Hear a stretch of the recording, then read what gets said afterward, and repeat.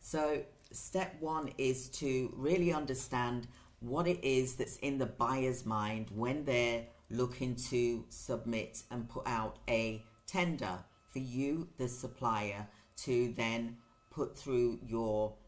submission through the tender portals.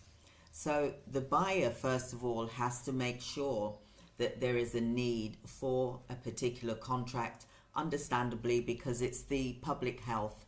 the public purse that we're dealing with here, and it's taxpayers' money, for example. So what you have to think about is, from the buyer's point of and perspective, is that they need to have a business case as to why this contract is needed and needs to be put out to be covered. And this is because there's probably an urgent need, possibly, or they can see that there's a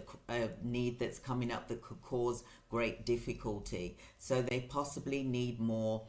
suppliers like yourselves to then submit the tenders for you to apply for example. That is the why